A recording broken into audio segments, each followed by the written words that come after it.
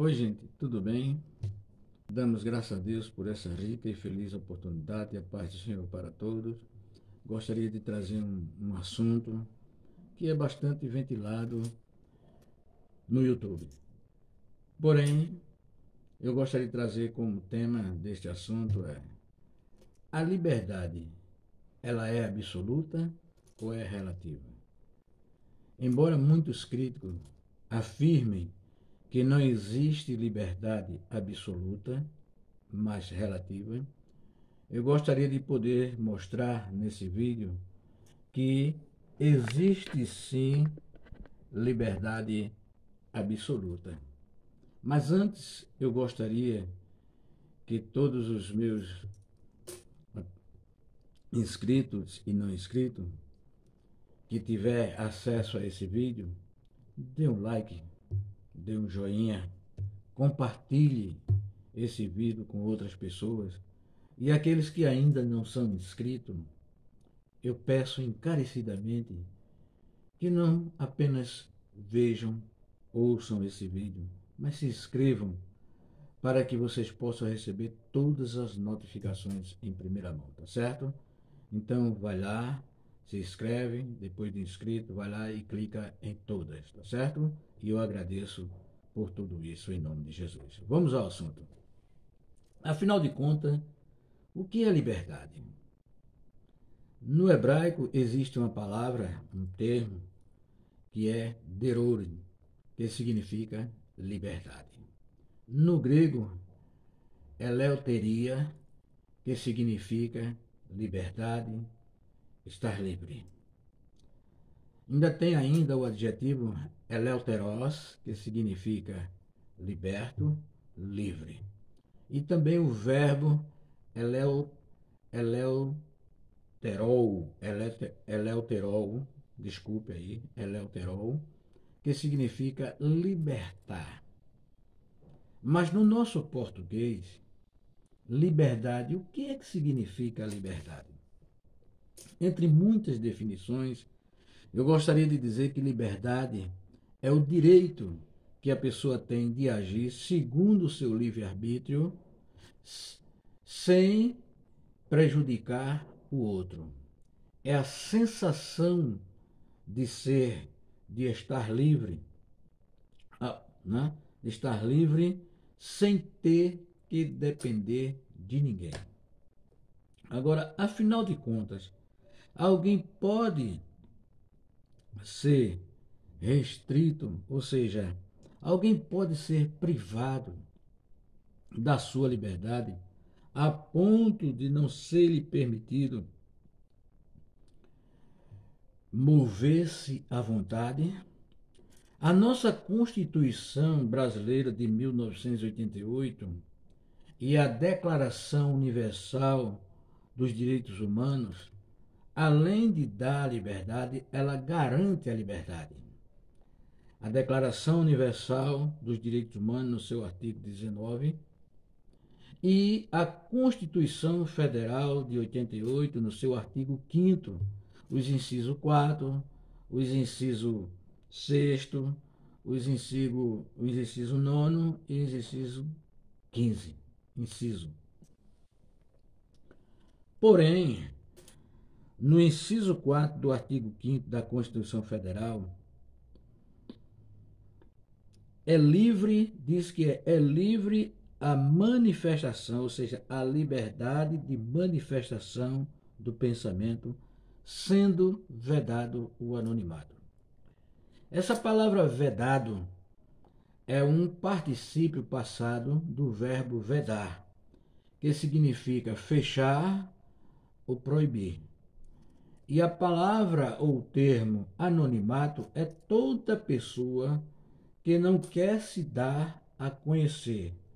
É todo aquele que não quer se revelar. É uma pessoa sem nome ou desconhecida. Então, dentro dessa questão, embora comum as pessoas utilizarem o termo liberdade de manifestação de pensamento e liberdade de pensamento quando falam do direito, há muitas diferenças entre si. Veja bem, o inciso 4 do artigo 5º da Constituição Federal de 88, ao enunciar a livre manifestação do pensamento, defende não somente o direito de pensar, mas principalmente a liberdade de expressar. O Estado, ele não pode entrar em nossa mente e julgar-nos. Ele apenas atua e tutela sobre a materialização do que se passa por lá, ou seja, do que acontece na mente, que é a transmissão do pensamento para o meio verbal, físico ou simbólico. Dessa forma, a proibição do anonimato só faz sentido se estiver ligada à manifestação do pensamento e não à liberdade do pensamento. Para melhor compreender, basta pensar que a liberdade de pensar faz parte do conceito de liberdade de manifestação do pensamento, mas somente quando o conteúdo ainda está lá, na cabeça, ou seja, só na cabeça.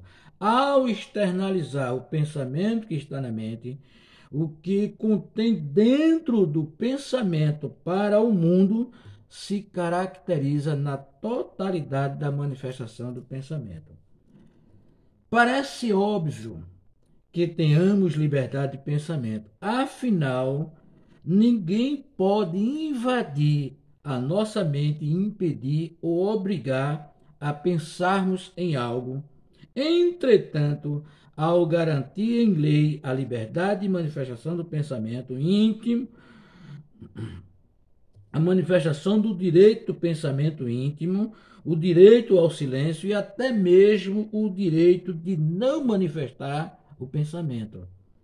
É natural do ser humano pensar, refletir, formar opiniões e ideias a todo momento.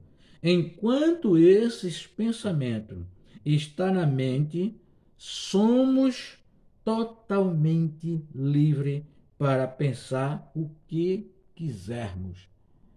Veja, a liberdade de pensamento, ela é absoluta. Ela é de livre total função. Já que ninguém pode pensar, ou seja, já que ninguém pode penetrar na nossa mente, eu posso pensar o que eu bem quiser e entender, porque ninguém vai conseguir entrar na nossa mente e julgar.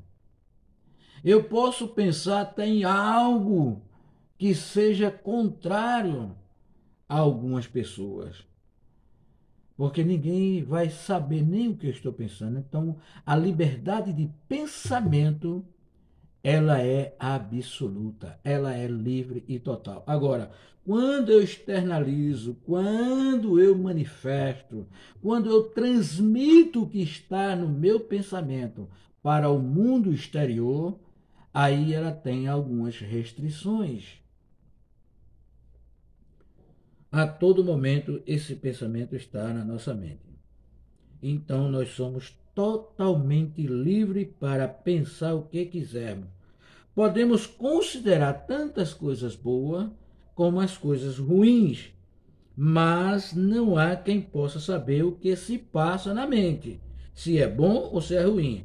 Acontece que não importa a forma, se exteriorizado o que se passa no pensamento, então eu estou sujeito aos exames da justiça. Por existir limite para manifestar o que eu penso.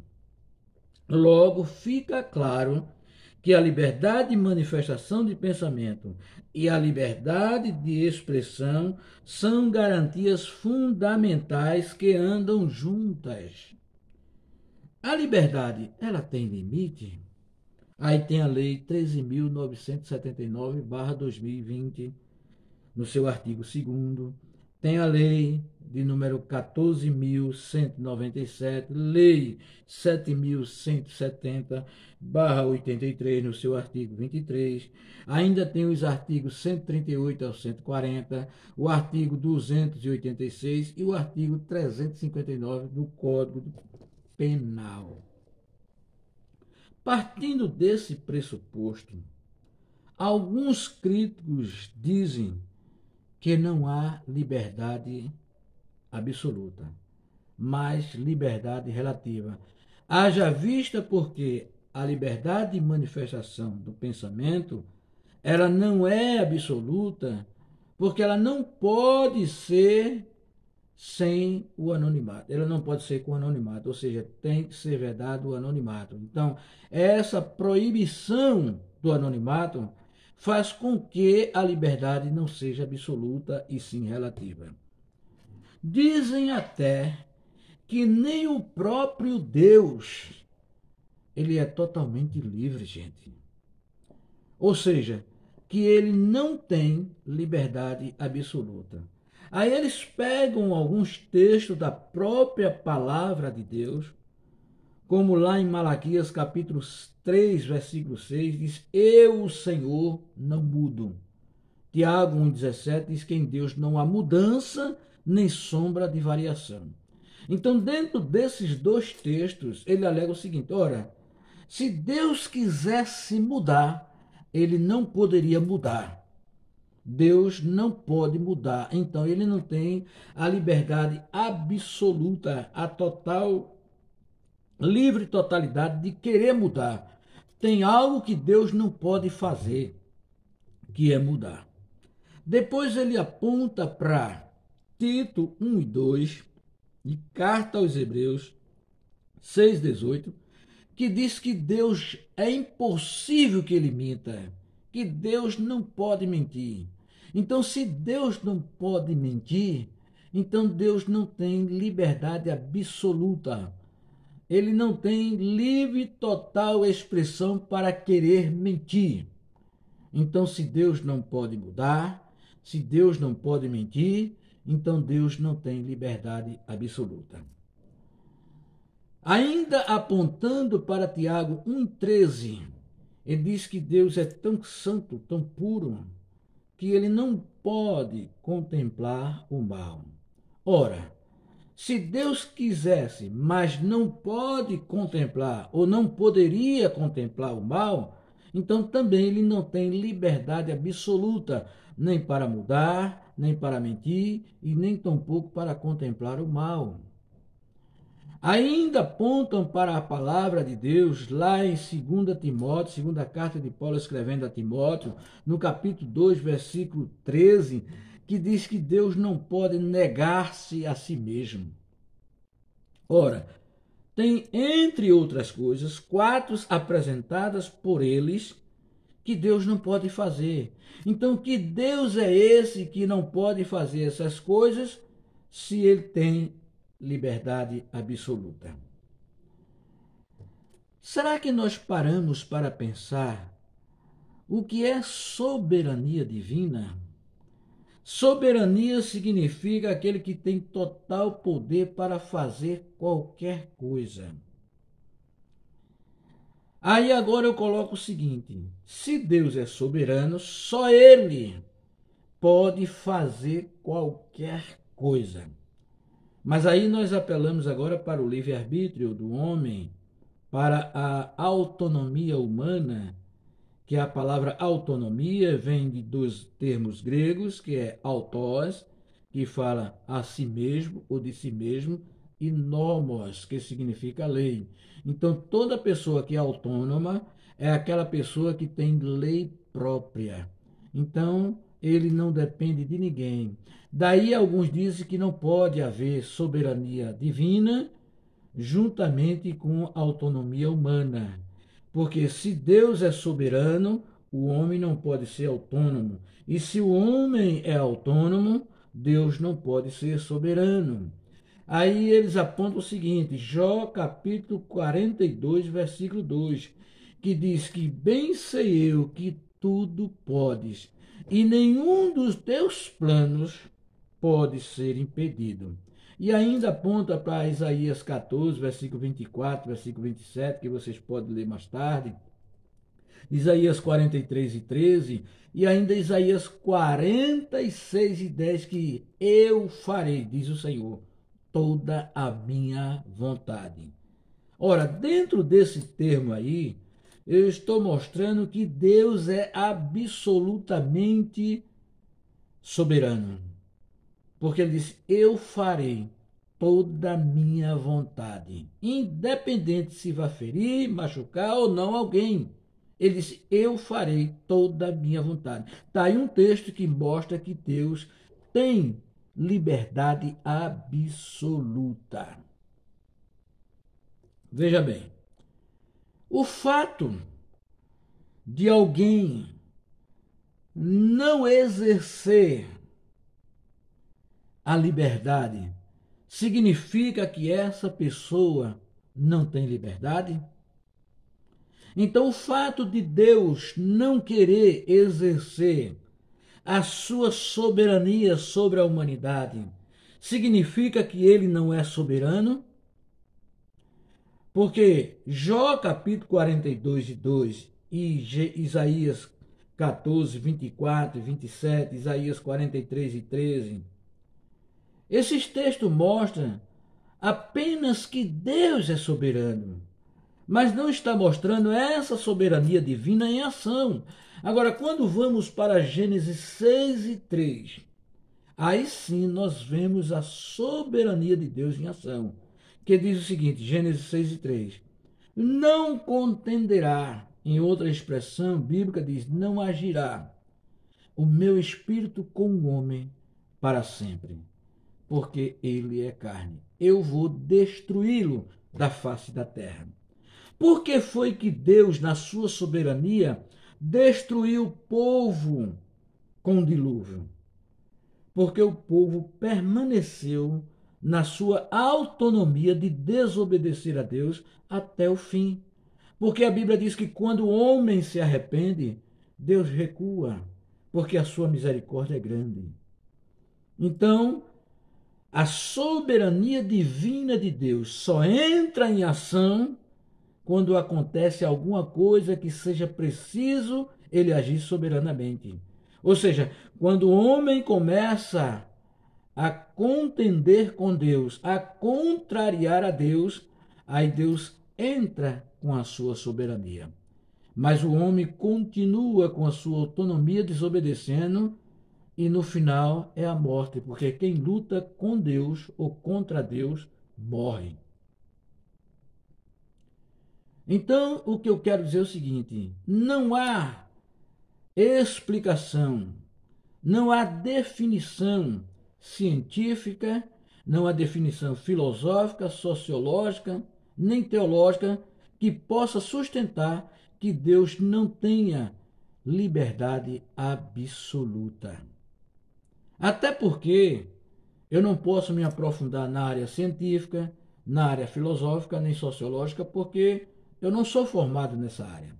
Mas eu aprendi com um grande jurista, com um grande professor de direito civil, 8, não vou dizer o nome, vou preservar o seu nome por uma questão de ética, que uma certa feita eu fiz uma pergunta a ele e ele disse, quando eu perguntei, mesmo não tendo conhecimento nessa área, eu posso passar esse conhecimento para a minha comunidade? Ele disse, olha Dilson, veja bem, você não pode legislar, não pode advogar e nem pode ensinar porque você não tem diploma legal sobre isso. Ou seja, você não é formado nessa área. Mas, como cidadão brasileiro, você tem toda a responsabilidade de informar, de orientar a sua comunidade. Não é ensinar, não é legislar, não é advogar, mas informar o conhecimento que você obteve através de pesquisa à sua comunidade. Então, dentro dessa pesquisa que eu fiz, Deus, ele tem sim liberdade absoluta. Ele é totalmente livre para fazer qualquer coisa que assim lhe convier. Isaías 46, 10. Eu, Senhor, farei toda a minha vontade. Agora, o que significa onipotência? Muita gente diz que onipotência é a pessoa que tem a capacidade de fazer tudo. Mas esquece que Deus não é só todo-poderoso, porque ele pode fazer tudo o que ele quiser. Mas Deus é tão todo-poderoso que ele tem a capacidade até de não fazer aquilo que ele pode fazer. Então Deus é onipotente para acabar com certas coisas. Mas às vezes Deus não quer acabar com certas coisas porque ele quer dar vazão à sua misericórdia. Agora, como o homem ele pode ter autonomia se Deus tem soberania divina? Como os textos que nós já lemos sobre a soberania divina, nós lemos agora alguns textos que o homem pode sim agir até contra a vontade de Deus, porém assumirá as consequências das suas ações. Josué capítulo 24, versículo 15, fala sobre a liberdade de escolha. Mateus capítulo 23, versículo 37, fala da recusa de não querer a ajuda do próprio Senhor Jesus Cristo. Lucas capítulo 7, versículo 30, fala da recusa também que os fariseus e doutores da lei recusaram os decretos divinos. Atos dos Apóstolos, capítulo 13, versículo 46, quando Paulo disse, era mister que a palavra de Deus fosse pregado primeiro a vós. Mas tendo vós recusado, eis que agora eu volto para os gentios. Recusar, rejeitar a palavra de Deus. O impedimento e a falta de recursos, a falta de conhecimento, ela podem até prejudicar a liberdade de escolha. Mas será que esse pressuposto significa que não há liberdade absoluta? Veja bem, algumas coisas, a lei, a Constituição Federal, ela me restringe. Eu tenho liberdade de expressão, da manifestação desse pensamento, contanto que seja vedado o anonimato, para que eu possa realmente ser responsabilizado se alguma coisa contrária acontecer. Eu posso. Mas veja bem, a Constituição Federal e o Código Penal, ela diz que é crime roubar, matar, furtar, sequestrar e etc. Mas eu posso absolutamente pensar em matar, roubar, sequestrar, entre outras coisas. Eu posso e ninguém, não há lei que me impeça de eu pensar em matar alguém. Isso é o chamado à liberdade de pensamento. Agora, quanto à liberdade da manifestação desse pensamento, ele ser materializado, expressado, transmitido para o mundo de forma verbal, física ou simbólica, aí eu vou sofrer as consequências, vou sofrer a responsabilidade. Mas isso não indica que eu não tenha liberdade absoluta. No caso da liberdade de ir e vir, tem uma placa que diz que proibido entrada de pessoas estranhas. Então essa placa está restringindo a minha liberdade de ir e vir. E se eu for até lá, eu vou sofrer as consequências jurídicas daquela situação.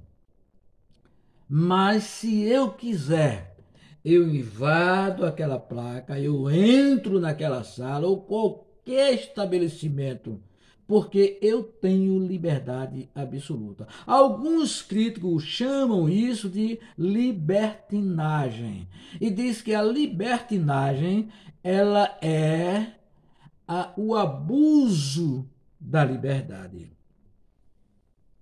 Outra coisa, o fato de eu não querer exercer essa liberdade de invadir a sala, embora que tenha uma placa me proibindo de entrar, se eu não quiser exercer a liberdade de invadir um quartel-general,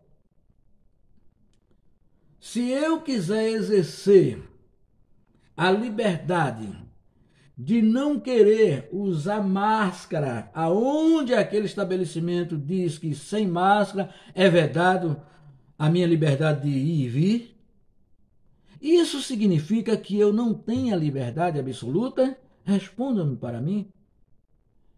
Respondam o que é liberdade absoluta. Não é aquilo que eu posso fazer o que quer, aonde quer, a hora que eu quero, no lugar que eu quero? Não é isso que é liberdade? E por não ter liberdade, veja bem, a lei diz que eu tenho liberdade de ir e vir.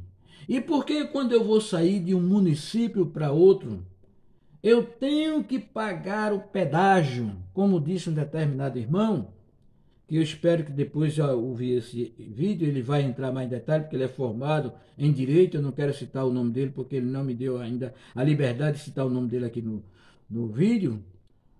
Porque eu tenho que pagar o pedágio para poder passar daquele setor aonde eu tenho a liberdade de ir aonde eu quiser. Por que eu tenho que pagar? Então são coisas que nós não entendemos, mas que precisamos compreender melhor. Então eu acredito sim que todo ser humano ele tem liberdade absoluta, embora ele não queira exercer essa liberdade absoluta em determinadas situações. Outra coisa, alguém nasce livre ou se torna livre? Me respondam. Há quem diz, ou quem dizem, que a liberdade de expressão não é absoluta, já que não pode ser exercida de forma anônima. E que tal liberdade encontra limite quando há uma concorrência e ou colisão entre os direitos fundamentais de ponderações. Esse direito, ele é absoluto, possui limitações, porque segundo alguns juristas diz que não há direitos absolutos. Não há direitos absolutos e invioláveis, intocáveis. Porque, por outro lado, ele diz o seguinte, como qualquer outro direito, há um limite. Veja, até dentro do direito há um limite. E não há direito absoluto e intocável. Todos os direitos e garantias constitucionais devem conviver harmoniosamente. Amém? Que Deus abençoe, que Deus ajude, que Deus possa iluminar a nossa mente. Eu espero que isso sirva para que a gente possa pensar mais. E espero vir bombardear mais vídeo, né, tentando uma crítica construtiva ou até mesmo destrutiva. Fique à vontade. Eu quero agradecer a Deus por cada um dos ouvintes e ouvinte. E mais uma vez, dê um like, dê um joinha, compartilhe esse vídeo, se inscreva no meu canal, não seja só ouvinte, né, mas praticante, se inscrevendo, e convide outras pessoas para se inscrever no meu canal, e eu agradeço a todos em nome de Jesus. Amém?